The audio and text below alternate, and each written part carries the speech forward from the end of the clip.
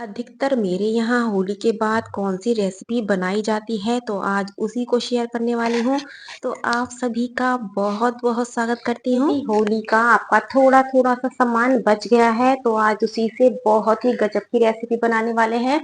यदि आपकी थोड़ी मठरी है, पापड़ी है या पकोड़ा बच गया है, बहुत ही गजब की आज रेसिपी है। तो चलिए देखते हैं किस तरीके से इसको हमें बनाना है। तो यहाँ सबसे पहले बेसन लेना है। केवल 2 चम्मच मैंने बेसन लिया है। बहुत छोटी ये कटोरी है।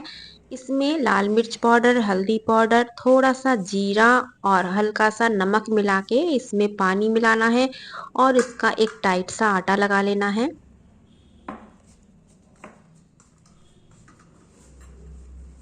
बहुत ज़्यादा ना टाइट बनाना है और ना ही बहुत ज़्यादा लूज़ बनाना है, और बहुत ही कम कम बताऊंगी सामान का, इसी से बहुत सारी बन के तैयार हो जाती हैं।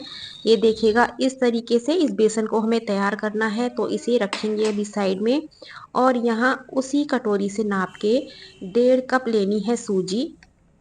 कोई भी आप मेजरमेंट लीजिएगा, इसमें 4 से 5 बन के तैयार हो जाएंगी। तो जितनी आपको चाहिए उस हिसाब से कटोरी का साइज बड़ा या छोटा आप कर लीजिएगा। कोई भी आप कटोरी लेंगे तो 1.5 कटोरी आपको सूजी लेनी है और आधा कटोरी मैंने यहाँ मैदा ली है। हल्की सी हल्दी, हल्का सा नमक, इसे मिक्स करने के बाद गर्म पानी से इसका आटा लगाना है। ठंडे पानी से इसका आटा नहीं लगाना है, बिल्कुल अच्छे से गर्म पानी को थोड़ा थोड़ा डालिएगा और इसका एक बढ़िया सा आटा लगा लीजिएगा। ना सॉफ्ट लगाना है और ना ही बहुत ज़्यादा टाइट लगाना है। और इस आटे को हमें कम से कम 3 से 4 मिनट अच्छे से मसल के बिल्कुल सॉफ्ट कर लेना है।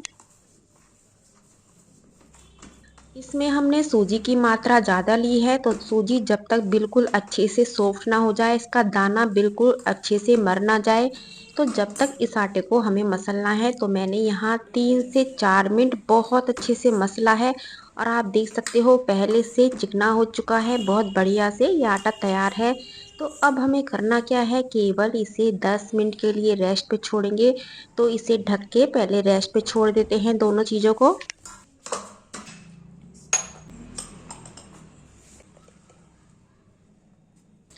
यहाँ रख लेते हैं कढ़ाई। कढ़ाई में जिसमें मैंने पानी पूरी, मठरी या कचौरियाँ बनाई थी, वही कढ़ाई में दोबारा से चढ़ा रही हूँ क्योंकि होली निकल चुकी है।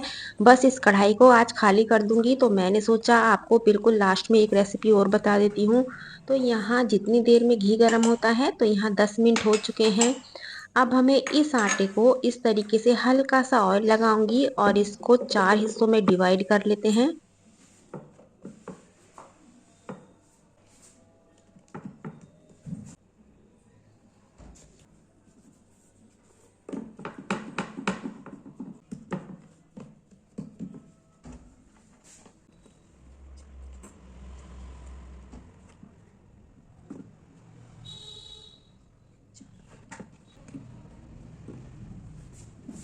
जैसे हम दाल की कचौरियाँ भरते हैं, ठीक उसी तरीके से इस बेसन की स्टफिंग को भरते हुए इसका पेड़ा बना लेते हैं, यानी कि एक लोई बना लेते हैं।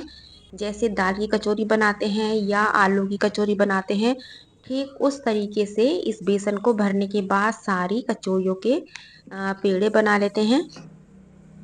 आप सोच रहे होंगे मैं यहाँ कचौरियाँ बना रही हूँ। कचौरियाँ तो बना रही हूँ, लेकिन बिल्कुल अलग हटके रेसिपी है। तो बेलन पे भी हल्का सा ऑयल लगाएंगे और इसे जैसे हम कचौरी या पूरी बेलते हैं, ठीक उसी तरीके से इनको बेल लेते हैं।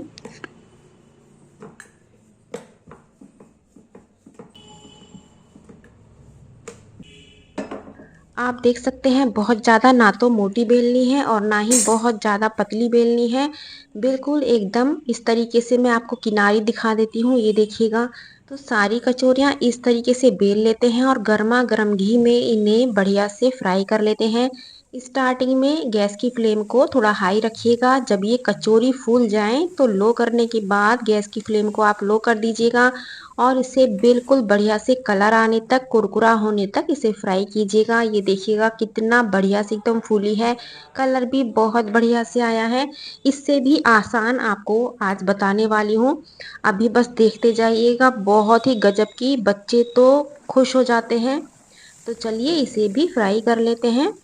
तो यहाँ एक-एक करके मेरी चारों पूरियाँ यानी कि कचौरियाँ फ्राई हो चुकी हैं। पहले इसका कुरकुरापन देख लेते हैं। आवाज़ सुनवाती हूँ। बिल्कुल एकदम कुरकुरी है। और यदि आपको इस आटे को करने में भी दिक्कत हो रही है तो उसके लिए आप क्या करेंगे, जो हमने पानी पूरी बनाई थी, उसके बाद उसी आटे से आप राज कचौड़ी बना के तैयार कर सकते हैं, जैसे मैंने भी की थी। लेकिन मैंने सोचा आपको इस तरीके से भी बता देती हूँ और ये भी बता देती हूँ।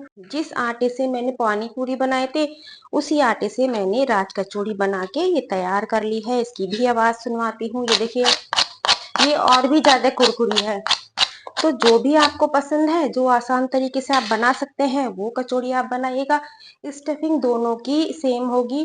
तो चलिए थोड़ा इसको सजा लेते हैं और फिर इसके मजा लेंगे कितनी स्वादिष्ट बनती है। तो चलिए पहले इसे सजा लेते हैं। तो इसके लिए किस किस सामान की हमें जरूरत पड़ेगी। तो होली के बाद जो भी मेरा सामान बचा है वो मैं सारा इकट्ठा कर लिया है। ये है पापड़ी, जो कि पानी पूरी बनाते टाइम थोड़ा पिचक जाती हैं, तो वो पापड़ी बन जाती हैं। ये नमक पारे हो गए, मट्ठी हो गई, ये पानी पूरी के आलू हो गए, दही, सौंठ और चटनी ये तो नॉर्मल घर में सभी के रहती है। तो मैं ये समझती हूँ ये सारी चीज़ें आपके घर में होंगी। ये थोड़े से मेरे दही पकौड़े भी बचे हैं, तो ये सारी चीज़ें हमें इस चीज़ के लिए चाहिए। तो थोड़ा-सा तो आप समझ ही गए होंगे कि मैं क्या बनाने वाली हूँ। तो इस कचौड़ी को पहले इस तरीके से तोड़ लेते हैं ताकि हम सारा सामान इसमें भर सकें। साइज़ अपने अकॉर्डिंग आप छोटा-बड़ा कर सकते हैं, जैसे मैंने यहाँ छोटे बच्चों के लिए बनाए थे ये, तो इस तरीके से छोटा साइज़ भी बना के आप तैयार कर सकते हैं। इसमें मैंने कोई बेसन की स्टफिंग नहीं की है, जो पानी पूरी बनाया है, बस केवल साइज़ को बड़ा कर दिया है। ये मुझे बहुत हल्की-फुल्की बढ़िया लगती है, लेकिन जो कायदे में है वो बेसन की स्टफिंग करने के बाद ही ये राज कचौड़ी बन के तैयार होती है। तो इसमें एक पकौड़ा रख लिया है मैंने तोड़ के, पापड़ी, नमक पारा, जो भी आपके पास बचा हुआ सामान हो वो सारा भर दीजिएगा। इसमें जो मटरा की चाट होती है, बहुत से वो भी भरते हैं, लेकिन इस टाइम मेरे पास वो नहीं है, तो मैंने एक्स्ट्रा में कुछ भी नहीं बनाया है। जो सामान मेरे पास है केवल उसे ही मैंने इस तरीके से मैनेज किया है। तो यहाँ दही आ चुकी है, मीठी चटनी, हरी चटनी, जितना आप इसको पसंद करते हो सारी चीज़ों को आप इसके ऊपर डाल लीजिएगा। थोड़ी सी भजिया भी मैंने डाल दी है। भजिया पसंद नहीं है तो आप इस पे चुकंदर बारीक-बारीक काट के वो भी डाल सकते हैं। थोड़ा-सा अनार भी डाल सकते हैं। ये आपकी पसंद है। जैसे आप दही पकोड़ा सजाते हैं ना, ठीक वैसे ही आपको इस राज कचौड़ी को सजाना है।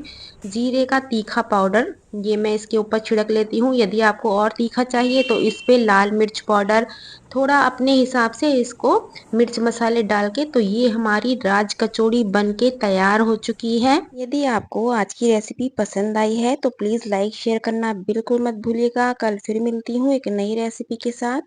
Thank you.